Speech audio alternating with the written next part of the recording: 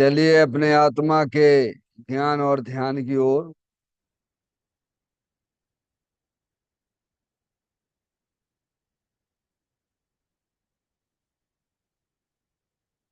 अपने चंचल मन को एवं चंचल उपयोग को स्थिर करने के लिए चिन्वाणी माता के माध्यम से अपनी वर्तमान ज्ञान की पर्याय में सम्यक विज्ञान उत्पन्न करते हुए शरीर शरीर से संबंधित जितने भी चेतन अचेतन पदार्थ हैं उनका मुझ भगवान आत्मा के साथ में किसी भी प्रकार का कोई संबंध नहीं है।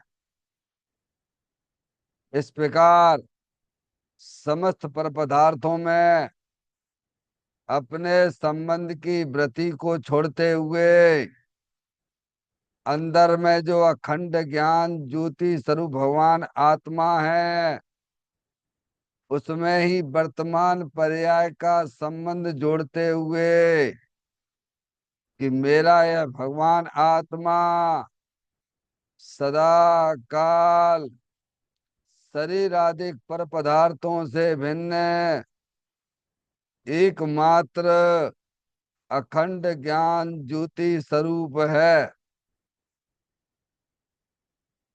ऐसा अपने आप को जानो और ऐसा ही अनुभव करो कि वर्तमान में ही मेरा यह भगवान आत्मा शरीर आदि पर पदार्थों से भिन्न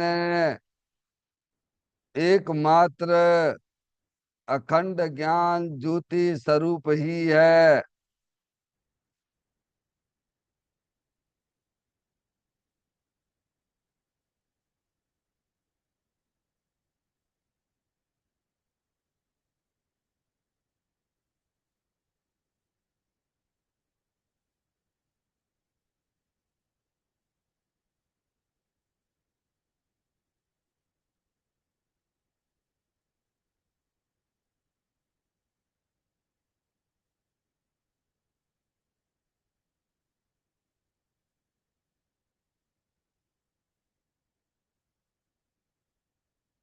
इसी प्रकार से संसार अवस्था में आत्मा की पर्याय में जो विविध प्रकार की पुण्य पाप के परिणाम दिखाई देते हैं वे समस्त परिणाम परद्रव्यों के लक्ष्य से होने वाले भाव हैं। वे हमारे आत्मा का स्वभाव नहीं है। ऐसे समस्त रागादिक परिणामों में एकत्व बुद्धि ममत बुद्धि कर्तृत्व बुद्धि भोक्तृत्व बुद्धि तथा उन रागादिक परिणामों की ज्ञाता बुद्धि को भी छोड़ते हुए अंदर में जो अखंड ज्ञान ज्योति स्वरूप भगवान आत्मा है जो कि सदा काल शरीर रागादिक से भिन्न एकमात्र पूर्ण निराकुलता स्वरूप वाला है। ऐसा अपने आप को जानो और ऐसा ही अनुभव करो कि वर्तमान में ही मेरा यह भगवान आत्मा शरीर रागादिक से भिन्न एकमात्र पूर्ण वीतराग आनंद मूर्ति स्वरूप है।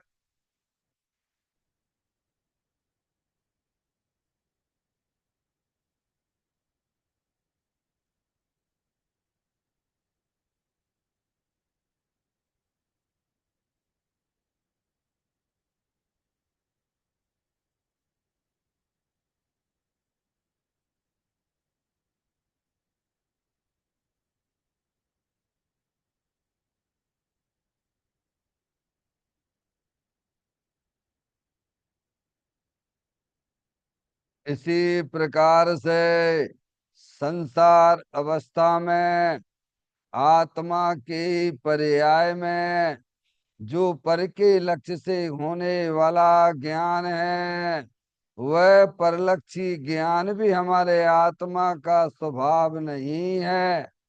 वह तो इंद्रिय जनित ज्ञान है। इस प्रकार शरीर, रागादि और परलक्षी ज्ञान के पर्यायों से विभिन्न मैं तो एकमात्र अखंड ज्ञान ज्योति स्वरूप भगवान आत्मा हूँ, ऐसा अपने आप को जानो और ऐसा ही अनुभव करो कि वर्तमान में ही मेरा यह भगवान आत्मा शरीर, रागादि और खंड खंड ज्ञान के पर्यायों से विभिन्न एकमात्र अखंड ज्ञान ज्योति स्वरूप ही है।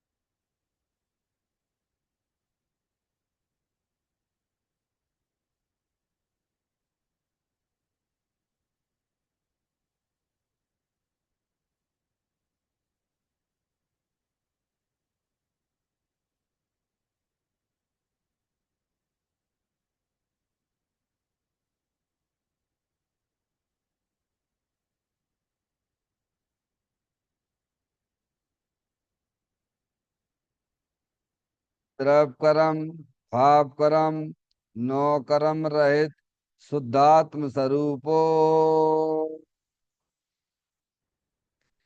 मेरा ये भगवान आत्मा सदा काल शरीर आदि के नौ कर्मों से भिन्न है। मेरा ये भगवान आत्मा सदा काल ज्ञानावरण आदि 8 कर्मों से भी भिन्न है। मेरा ये भगवान आत्मा सदा काल मूराग देश भाव कर्मों से भी भिन्न है। इस प्रकार द्रव कर्म, भाव कर्म, नौ कर्म तीनों कर्मों से रहित मैं तो एकमात्र परम पवित्र शुद्धात्म स्वरूप हूँ, ऐसा अपने आप को जानो और ऐसा ही अनुभव करो कि वर्तमान में ही मेरा यह भगवान आत्मा तीनों प्रकार के कर्मों से रहित एकमात्र परम पवित्र शुद्धात्म स्वरूप है।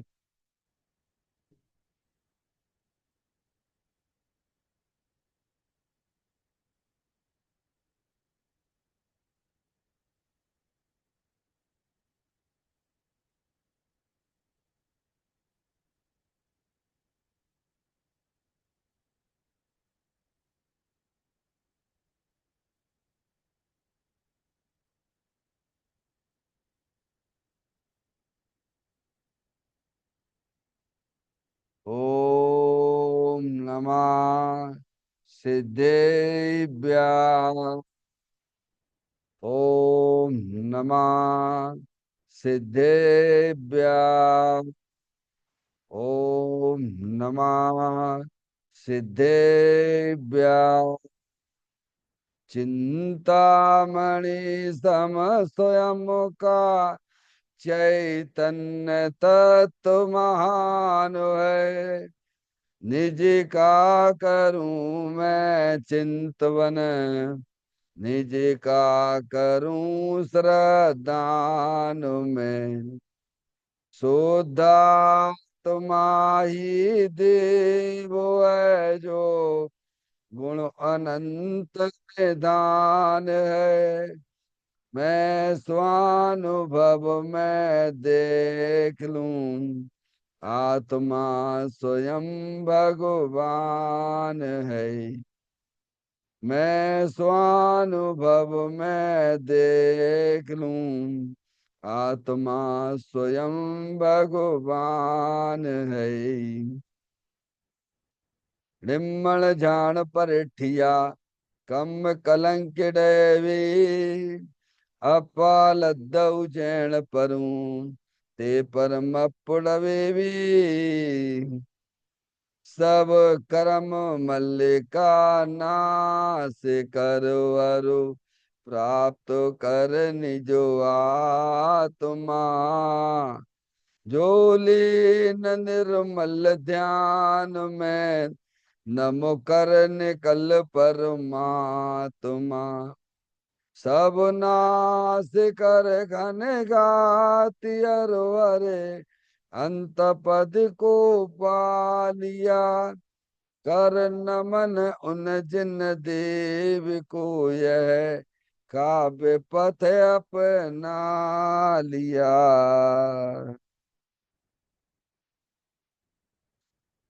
श्री योगसार जी नामक परम आध्यात्मिक ग्रंथ स्वाध्याय हेतु में विराजमान है।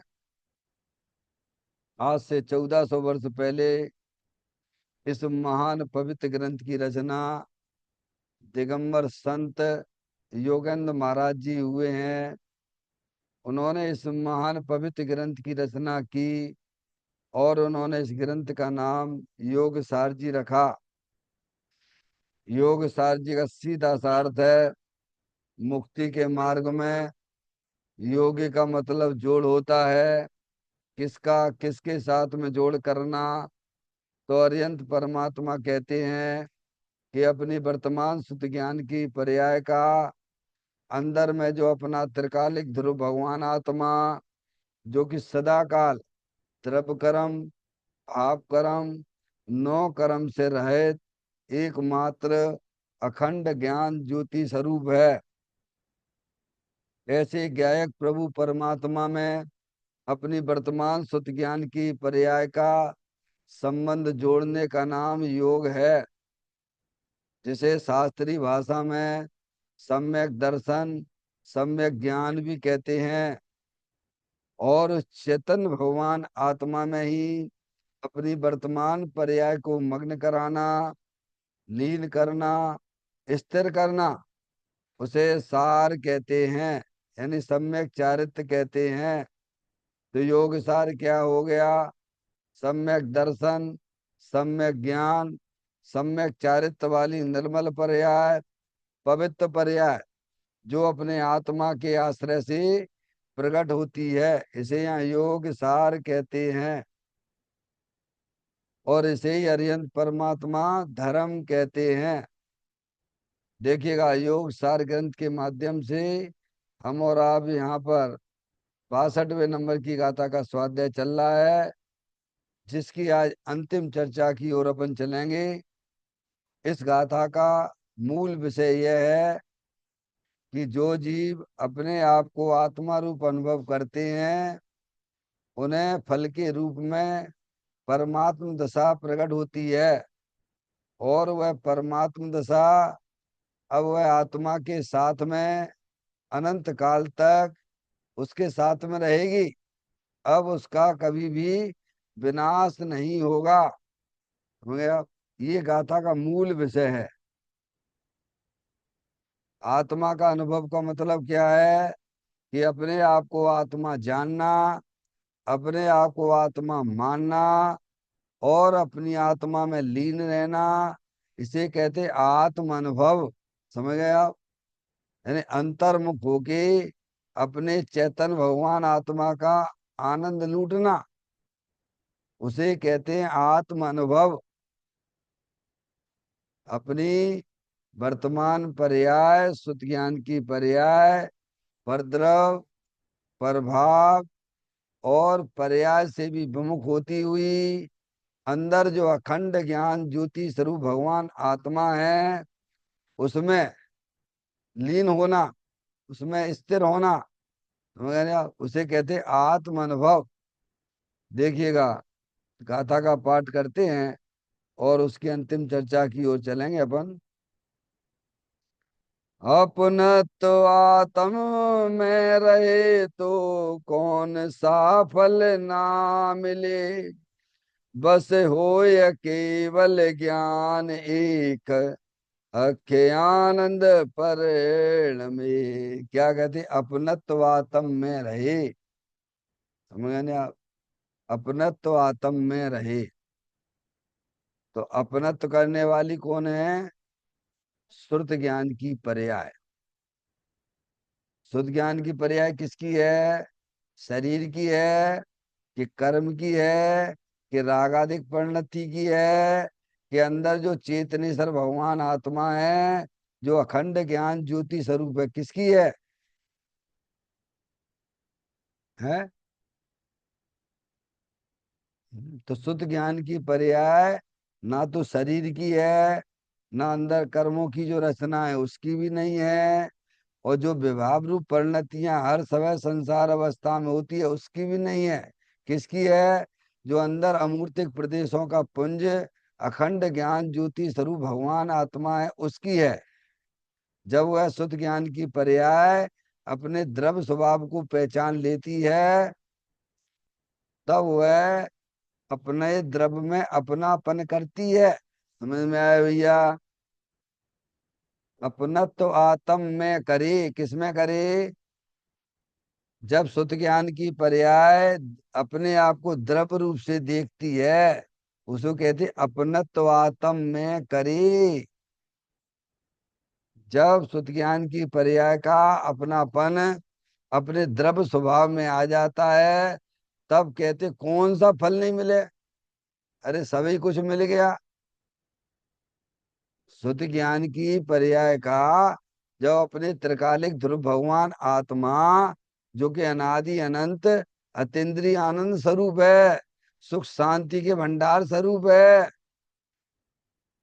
उसकी पर्याय में अतीन्द्रिय आनंद की प्राप्ति होती है। कब होती है? जब अपनत्व आत्म में करे। कब होगा? आपका मुंह मीठा कब होगा, बोलो भैया? जब आप मिठाई खाओगे तो मुंह मीठा होगा कि नहीं होगा? ऐसे ही अनादि काल से आत्मा की पर्याय में जो टेंशन वाली दुख रूपी पर्याय चली आ रही है, आश्रव, वह कब भग जाता है? वह कब दूर हो जाता है? क्या मुंह जलता है ना? मुंह जल जाता है ना मिर्ची से? है, समझ गए आप? तो मुंह मिर्ची से मुंह जल रहा है, तो अब उसका मुंह की जलन खत्म करना है तो क्या करोगे, बोलो भैया? मीठी वस्तु कोई खाओगे तो मुंह की जलन धीरे धीरे खत्म हो जाती है। ऐसे ही अनादि काल से समस्त अज्ञानी जीवों की पर्याय में दुख रूपी पर्याय, मोह राग देश रूपी पर्याय चली आ रही है। समझा? जब ये आत्मा माँ जनवाणी माता के द्वारा वस्तु स्वरूप का ज्ञान करता है, समझ में आए कि मैं तो जानने देखने वाली चैतन्य रूपी आत्म वस्तु हूँ, ये शरीर है तो मैं नहीं हूँ, मैं बोलने वाला भी नहीं हूँ, शरीर की क्रिया करने वाला भी नहीं हूँ। समझा? और ये दुख रूपी पर्याय हर समय नई नई उत्पन्न होती हैं, सब पराश्रित भाव हैं, ये भी मैं नहीं हूँ। मैं तो एकमात्र अखंड ज्ञान ज्योति स्वरूप भगवान आत्मा हूँ। ना मेरा कभी जन्म होता है, ना मेरा कभी मरण होता है। ऐसा शुद्ध ज्ञान की पर्याय वस्तु स्वरूप का सच्चा ज्ञान करते हुए अपने चेतन भगवान आत्मा में अपनापन करती है, तो कहते हैं कि कौन सा फल नहीं मिले। अरे अतीन्द्रिय आनंद आ गया पर्याय में। क्या आ गया? सुखी किसे होना है? द्रव्य को सुखी होना है कि गुण को सुखी होना है कि पर्याय को सुखी होना है, बोलो भैया? दुखी कौन है? द्रव्य दुखी है कि द्रव्य में रहने वाले गुण दुखी हैं कि पर्याय दुखी हो रही है? कौन दुखी हो रहा है? जिसे दुख हो रहा है, जो दुखी हो रही है उसे सुखी होना है। तो अनादि काल से अज्ञानी जीव की पर्याय दुख रूप परिणमन कर रही है। समझ में आया? अब वही पर्याय जब समझदार हो जाती है, तब वह पर्याय अपने चेतन भगवान आत्मा को पहचान लेती है। क्या? कि मैं तो जानने देखने वाली अमूर्तिक अतीन्द्रिय आनंद स्वरूप भगवान आत्मा हूं। समझ में आया? फिर पर्याय अपने आप को पर्याय रूप से नहीं देखती है। पर्याय फिर अपने आप को द्रव रूप से देखती है। तब कहलाता अपनत्वात्म में करे। जब पर्याय का अपनत्व अपने द्रव स्वभाव के साथ में हो जाता है, तो कहते कौन सा फल ना मिले। अरे अनादिकाल से पामर दशा थी, दुख रूप पर्याय थी, है कि नहीं है अज्ञानी जीवों के पास में? बोलो भैया। है निरंतर पानी मिल जाए, भोजन मिल जाए, स्पर्श इंद्री के विषय मिल जाए, हैं चक्षु इंद्री के विषयों की तरफ, कर्ण इंद्री के विषयों की तरफ, अनादिकाल से बहिर्मुख दृष्टि है। तो जो बहिर्मुख दृष्टि है, वही तो दुख का कारण है ना। अब पर्याय को ये समझ में आना चाहिए कि अपना द्रव स्वभाव अविनाशी रूप से विद्यमान वस्तु है, सुख शांति के भंडार स्वरूप वस्तु है, वह मेरी चीज है। वह तो स्वयं के आश्रय में आ जाती है पर्याय। कहाँ जाती है? भाई पराश्रित तो सभी जीव दुखी है ना। कौन सुखी है बताइए आप? अज्ञानी जीवों की पर्याय में पराश्रित जो भाव चले आ रहे हैं, वही तो दुख का कारण है ना। जब ज्ञान समझदार हो जाता है, शुद्ध ज्ञान की पर्याय समझदार हो जाती है कि अरे भाई ये शरीर है, सो मैं नहीं हूं, ये तो जड़ है। अंदर कर्मों की रचना वो भी जड़ है। वही रागादिक परिणतियां वो आश्रव तत्व हैं, हर समय नए नए पैदा होते हैं संसार अवस्था में। वह भी मेरा स्वरूप नहीं है। मैं तो जानने देखने वाली चैतन्य आत्म वस्तु हूं। ऐसा जब पर्याय स्वीकार करती है, तो कहते कौन सा फल नहीं मिले। अरे अतीन्द्रिय आनंद तो तत्काल ही मिल जाता है। पामर वाली पर्याय भी विदा होने लग जाती है। माता जी, समझ में आ रही बात? तो कौन सा फल नहीं मिले? जब पर्याय का अपनत्व अपने द्रव्य स्वभाव में, अपनत्व आत्म में करे। किस में करे? अभी अपनापन किस में चल रहा है अज्ञानी जीवों का? है कैसा स्वीकार करते समस्त अज्ञानी जीव कि मैं शरीर हूं, मैं लड़का हूं, मैं लड़की हूं। आत्मा लड़का लड़की होता है क्या? बोलो भैया। है होंगे ना आप? समस्त अज्ञानी जीवों का अपनत्वपन काय में चल रहा है? शरीर में चल रहा है। तो शरीर में चल रहा है, तो शरीर से जितने भी भिन्न चेतन अचेतन पदार्थ है, उन्हें भी अपना कहता है वो। जब तेरा शरीर ही अपना नहीं है, तो शरीर से भिन्न चेतन अचेतन पदार्थ तेरे कैसे हो जाएंगे? तो सबसे दृष्टि हट गई कि नहीं हट गई? दृष्टि ज्ञान कहाँ काम करने लग गया? ज्ञान ने किसको पकड़ा? शुद्ध ज्ञान की पर्याय ने किसको पकड़ा? अरे अंदर चेतन भगवान आत्मा है कि नहीं है? अनंत शक्तियों से भरेला है कि नहीं है? है तो पर्याय ने उसको पकड़ा। किसको पकड़ा? द्रव्य को पकड़ा। तो अपना तो आत्म में रहे किसमें? अब ये आ गया अपनापन। भाई वायु गोला खिसक जाता है नहीं? सिका जहां से खिसक गया है, बस उसे वहीं बैठा दिया जावे, तो सारी तकलीफ दूर हो जाती है कि नहीं हो जाती है? बोलो। है बताओ उसका और क्या इलाज है? भाई शरीर में वायु गोला धन खिसक गई है अब अब दर्द ही दर्द, तकलीफ, उठते बैठते चलते खाते पीते लेटते सब समय तकलीफ ही तकलीफ, तकलीफ ही तकलीफ बनी रहती है। चाहे कितनी बाहर की दवाई खा लो, चाहे कुछ भी खा लो भैया, वो दर्द जाने वाला है क्या? वो दर्द कब जाएगा? बोलो भैया। है वह वायु गोला जहां से खिसक गया है वहीं जाकर अगर बैठ जाता है तो सारी तकलीफ दूर हो जाती है।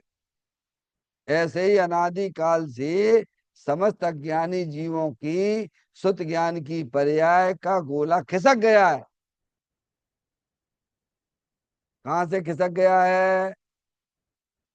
अपना जो द्रव अविनाशी वस्तु है वहां से खिसका हुआ है। उसे जानता ही नहीं है, इसीलिए दुखी दुखी बने रहते हैं, पराश्रित दुखी दुखी बना चालू रहता है।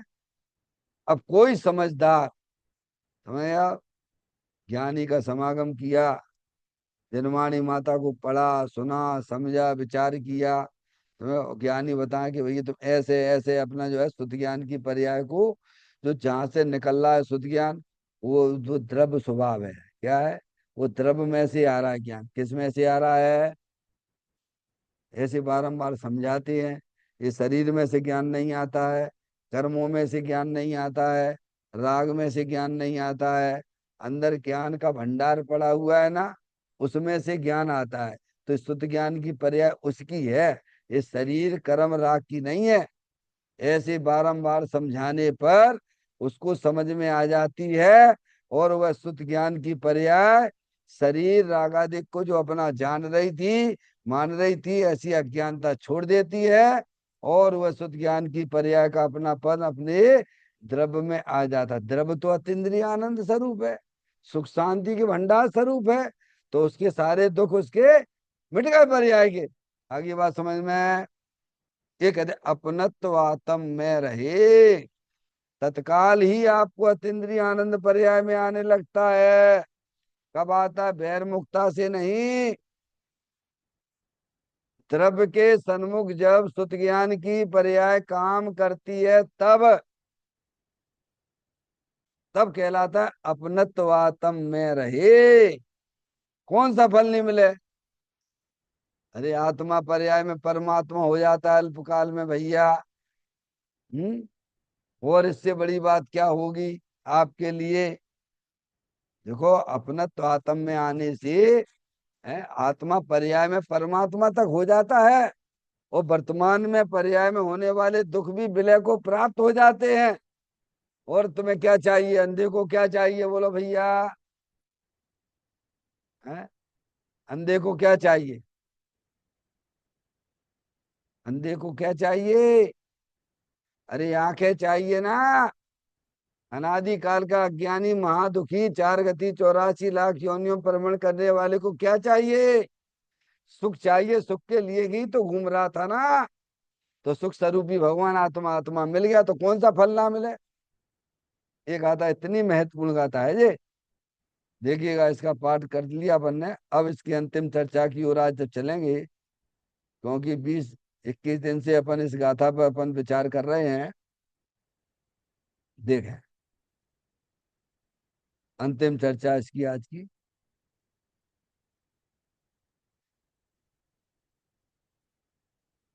भगवान कहते हैं कि चैतन्य रतन से भरे रत्नाकर के ऊपर जो दृष्टि करेंगे वे सभी भगवान होंगे। श्री कुंद कुंद आचार्य देव महाविदेह में भगवान सीमंदर के नाथ के पास समूह शरण में गए थे। वहां दिव्य ध्वनि में आया कि ये भरत क्षेत्र के महान समर्थ धर्म धुरंधर आचार्य हैं। आचार्य देव अभी देवलोक में है, वहां से आकर मनुष्य होकर पुरुषार्थ की उग्रता द्वारा मोक्ष जाएंगे। एक और पैराग्राफ 1.5 लाइन का, वो भी आज पढ़ते हैं। आत्मा का ध्यान करते ही, वीर की स्फुरना होते ही अनंत केवल ज्ञान प्रकट करने की शक्ति खिल उठती है। देखिएगा, भगवान कहते हैं कि चैतन्य रतन से भरे रत्नाकर के ऊपर जो दृष्टि करेंगे वे सभी भगवान होंगे। कौन कहते हैं? अरिहंत परमात्मा कहती हैं। इस दुनिया में अरिहंत परमात्मा से बड़ा कोई नहीं है दुनिया में। जैसे अपने भारत का प्रधानमंत्री है, आपसे कोई काम कहे, समझ में आए, तो आप करोगे कि नहीं करोगे?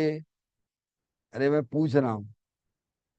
है, करना ही पड़ेगा। नहीं तो फिर, नहीं तो जेल जाना पड़ेगा। वहां तो करने पड़ेगा शब्द लगा लेते अपन। और यहाँ पे देखो, है क्या ऐसे अपन भगवान की आज्ञा स्वीकार करते हैं क्या? जो करते हैं भव्य जीव हैं वे, समझ में आया? जो भगवान को पहचानते हैं, अज्ञानी जीव का। भगवान कहते हैं भैया तुम्हें करने योग्य काम तो तुम्हारा ये है। क्या कहते हैं?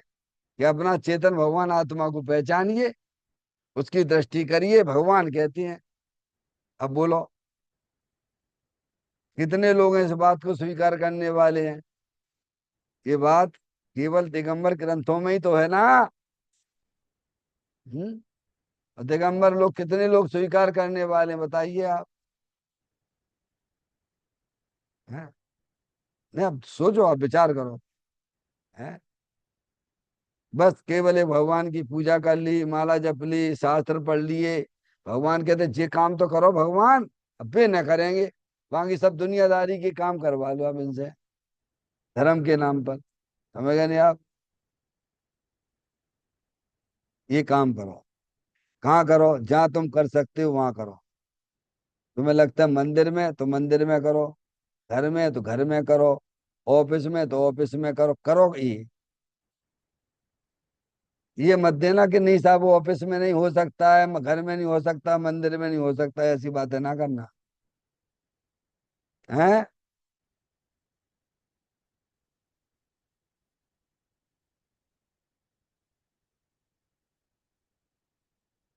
देखो, उदय उदय में है, ऐसा सच्चा ज्ञान करो।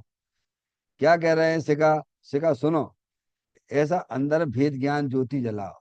उदय उदय में है। उदय तुम्हें रोकता नहीं है, कर्म के उदय कोई रोकते नहीं है।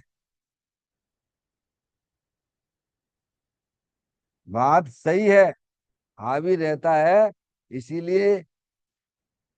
हाँ, कोई बात नहीं, नहीं लगता नहीं।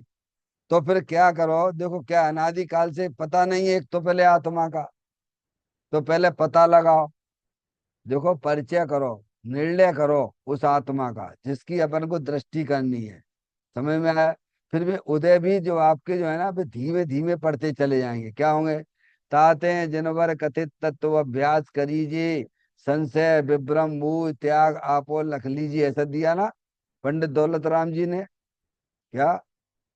तो आपका केवल यही पुरुषार्थ है। क्या पुरुषार्थ है? ताते जिनवर कथित तत्व अभ्यास करीजिए।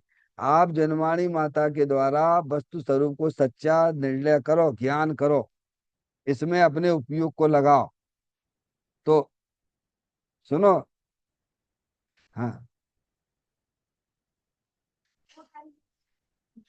कोई बात नहीं है, वो अपन को ही सेट करना पड़ेगी। क्या करना पड़ेगी? वो कोई और नहीं करेगा। सुनना सिखा, वो कोई अपन को ही करना पड़ेगी। मैं समझ रहा हूँ कैसा सबके साथ स्थितियां परिस्थितियां रहती हैं, कोई बात नहीं है ना? तो ये घर में अपने पूज्य गुरुदेव श्री आदि के प्रवचन वगैरह भी हैं, है ना? वो हो सकता है उनको उनमें अपना उपयोग लगाएं। ठीक है, स्थितियां परिस्थितियां सबकी अलग अलग होती हैं, लेकिन करने योग्य कार्य ये है। क्या है?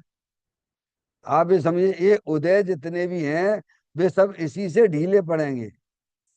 आपकी रुचि होगी तो आपको कोई रोक नहीं सकता है, ध्यान रखिएगा। क्या कह रहे हैं? मैं जब जो है अपने जीवन में ऑफिस के कार्यों में जुड़ा, समझ में आया माता जी? समझ में आया? तो मुझे रात्रि भोजन नहीं करता हूँ उसी समय से, उससे पहले ही सब छोड़ दिया था। और पानी भी नहीं पीता हूँ। समझ ना? अब ऐसे प्रसंग मिलते हैं अपन को कि भाई अपने साहब लोग भी हैं, ये भी हैं, कहेंगे बार बार कहेंगे, लेकिन आपकी जब दृढ़ता होगी तो आप आगे निकल जाओगे। आप मर्यादित पानी ले जाता हूँ, उबला हुआ पानी ले जाता हूँ, गर्म ले जाता हूँ, अब आपको अपने हिसाब से मेंटेन करना है। अब उसमें आप ये कहो कि अब क्या करें, ये नहीं चलेगा। आप अपनी तैयारी के साथ में जाइए। 2-4 दिन आपको थोड़ा अजीब टाइप का लगेगा लोगों को, फिर बाकी बात सब कैसे हो जाएंगे, नॉर्मल हो जाएंगे। क्या हो जाएंगे, मैं आपको बताऊं, यही है, हमें अपना आत्म कल्याण करना है। देखो भैया, उसकी व्यवस्था जमा लीजिए। इसमें लड़ाई झगड़े की कोई ऐसी बात नहीं है। हमारा टाइम ये है तो ये है। आप अपने परिणामों में दृढ़ता लाइए। वे अपने आप शिथिल हो जाएंगे, वे एडजस्ट कर लेंगे। तुम उनकी चिंता ना करो। क्या, और वो समझना पड़ेगा, कोई गलत काम थोड़ा कर रहे हैं हम। कोई टाकीज में फिल्म देखने थोड़ा जाते, इस टाइम पे मंदिर में जाते तो मंदिर के नाम पे, तो भैया भगवान के नाम पे। सुनना, समझना, मैं एक बता रहा हूँ आपको, पुण्य के उदय से ये सब जो है चीजें मिली हैं विरासत में। हमें पुण्य के उदय से, हमें पुण्य के, सुनो, हमें पुण्य के उदय से ये दिगंबर धर्म मिला, जैन कुल मिला।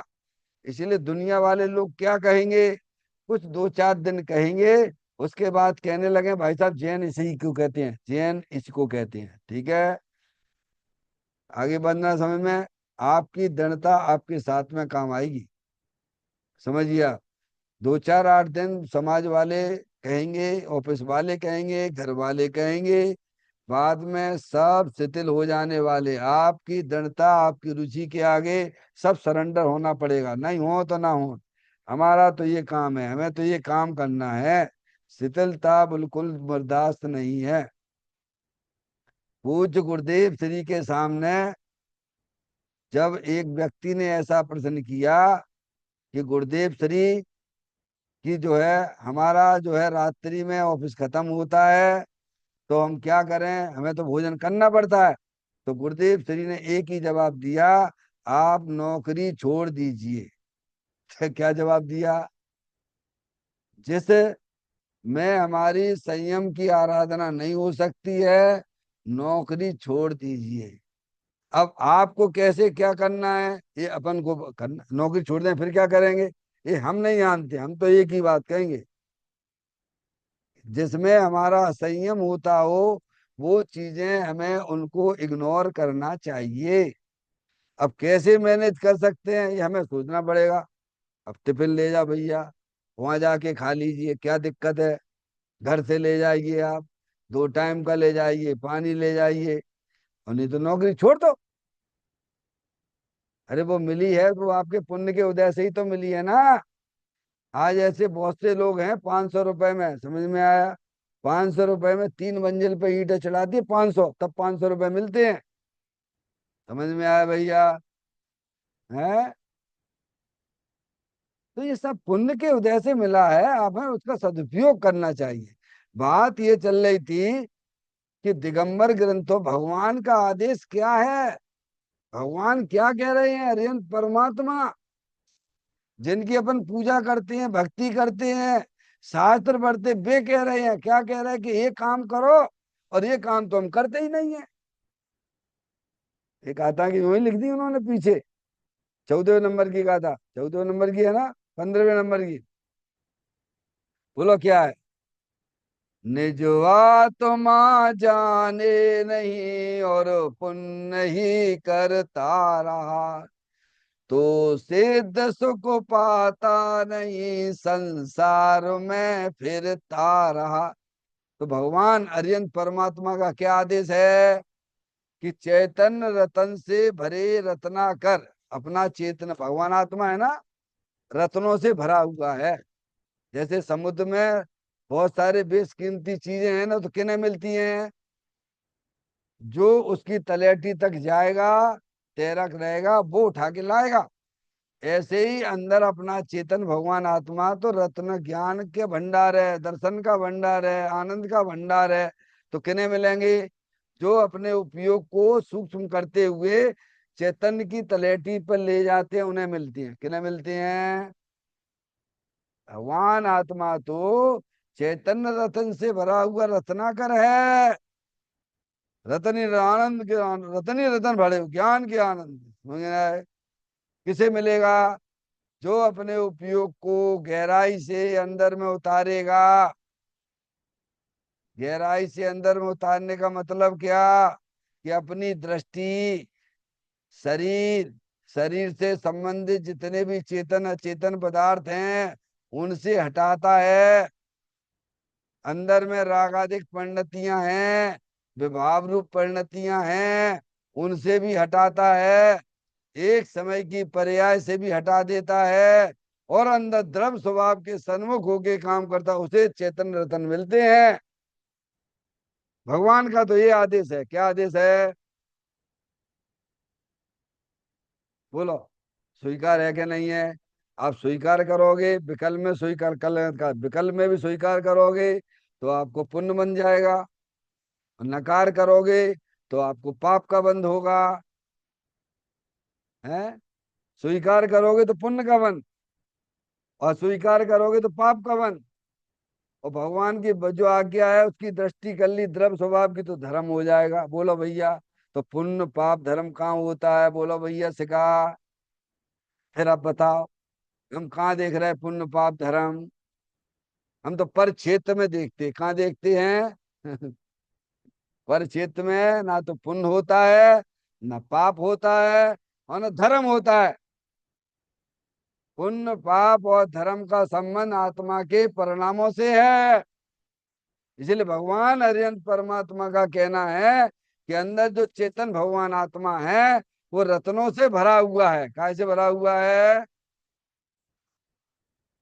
ऊपर, ऊपर जो दृष्टि करेंगे यानी अपनी शुद्ध ज्ञान की पर्याय को समस्त परद्रव, प्रभाव और पर्याय से भी विमुख करते हुए अंदर चेतन भगवान आत्मा की दृष्टि करते हैं, उन्हें वे पर्याय में भगवान हो जाते हैं।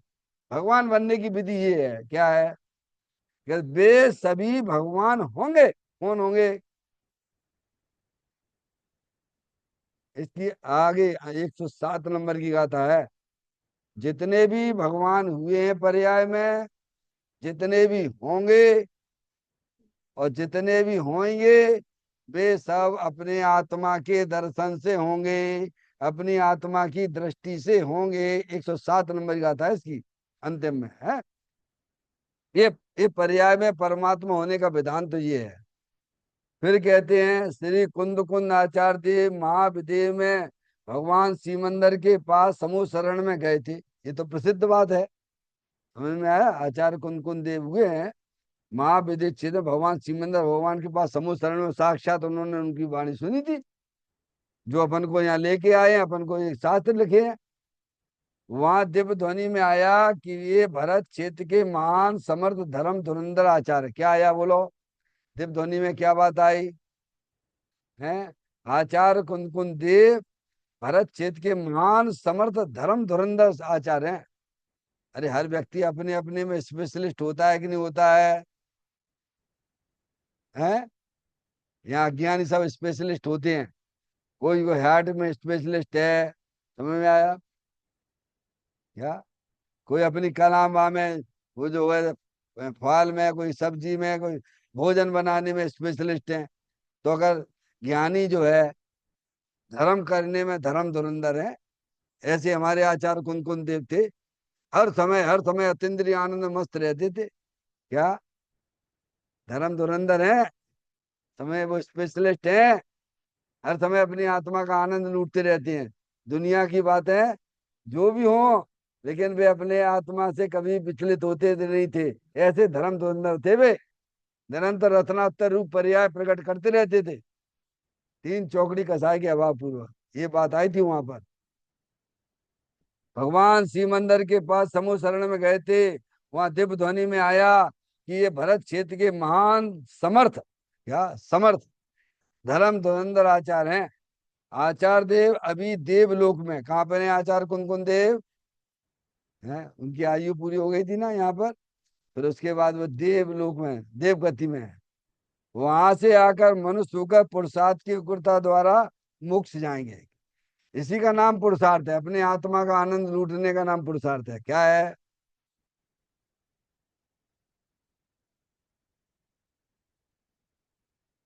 स्वर्ग में रह रहे हैं, वहां 3 चौकड़ी कसाय का सद्भाव है, वहां 1 चौकड़ी कसाय के अभाव पूर्वक इंद्रिय आनंद ले रहे हैं। लेकिन श्रद्धा का विषय तो अपना द्रव्य स्वभाव ही है ना, वहां भी और यहाँ भी। परिणमन में अंतर आ गया है, समझ में आया? यहाँ पे 3 चौकड़ी कसाय के अभाव पूर्वक इंद्रिय आनंद लेते थे, मुनि हो जाएंगे 3 चौकड़ी कसाय का अभाव मिलेगा वहां पे। लेकिन कब्जा कहाँ पर है? रत्नाकर जो अतीन्द्रिय आनंद, उसे ओझल नहीं होने देते हैं, उससे अपना ज्ञान को ओझल नहीं होने देते हैं। समझ नहीं आप? उसको पकड़ लिया नहीं उन्होंने, तो कहते हैं वहां से आकर मनुष्य होकर पुरुषार्थ की उग्रता, पुरुषार्थ की उग्रता द्वारा यानी क्या, निरंतर अपने चेतन भगवान आत्मा का आनंद लेते रहना। समझ गया? भेद ज्ञान के, ये सब भेद ज्ञान के द्वारा, वस्तु स्वरूप के सच्चे ज्ञान के द्वारा ही उपलब्ध होता है। अब देखिए अंतिम लाइन है इसकी, आत्मा का ध्यान करते ही वीर की स्फुरणा होते ही अनंत ज्ञान, अनंत केवल ज्ञान प्रकट करने की शक्ति खिल उठती है। क्या होता है? आत्मा का ध्यान करते ही, देखो ध्यान करने वाली पर्याय है, और आत्म वस्तु वो द्रव्य है जो अनंत शक्तियों से भरेला है। अनादि काल से देखो, पर्याय के बिना द्रव्य नहीं होता, द्रव्य पर्याय के बिना नहीं होता है। अनादि काल से अज्ञानी जीव भी ध्यान तो कर रहे हैं, पर वे आत्मा को नहीं कर रहे हैं। किनका कर रहे हैं? पर द्रव्यों के ध्यान में आर्त ध्यान और रौत ध्यान उत्पन्न होता है, और आत्मा का ध्यान करने से धर्म ध्यान और शुक्ल ध्यान होता है। भगवान ने 4 प्रकार की ध्यान कहे। अज्ञानी जीव भी ध्यान करते हैं, पर किनका करते हैं? आत्मा को छोड़ के पर द्रव्यों का ध्यान करते हैं। तो आर्त ध्यान रौद्र ध्यान वो संसार का कारण कहलाता है, और अपने आत्मा का ध्यान करना वह मोक्ष का कारण कहलाता है। भाई आप जैसा कारण दोगे तो वैसे ही कार्य की उत्पत्ति होगी कि नहीं होगी, बोलो? दूध में शक्कर डालोगे तो शक्कर, दूध मीठा होएगा कि नहीं होएगा? तो कहते आत्मा का ध्यान करते ही, आत्मा तो अतीन्द्रिय आनंद स्वरूप है, भीतराग आनंद स्वरूप वस्तु है, सुख शांति के भंडार स्वरूप वस्तु है। तो उपयोग जो है जहाँ अपने आत्मा की तरफ गया, उसी का नाम तो ध्यान है, उसी का नाम तो धर्म ध्यान है। क्या है? केंद्र बिंदु क्या हो गया शुद्ध ज्ञान का? शुद्ध ज्ञान का जो है फोकस किधर है? किधर है? अपने आत्मा के ऊपर है। समझ में आएगा नहीं? आत्म वस्तु अरूप भी है। तो आत्मा का ध्यान करते ही उसी समय तत्काल, समझ गए आप? क्या है? इतना बढ़िया धर्म है, देखो भैया, यहाँ में क्या करना पड़ेगा वो सिखा, कितना दान देना पड़े, कितने शास्त्र का अध्ययन करें, कितनी पूजा भक्ति करें, तब ऐसा काम होगा। बताओ भैया, है? इनकी कोई जरूरत नहीं है, ये हो रहे हैं तो ठीक है। आत्म ध्यान के लिए इनकी कुछ जरूरत नहीं है।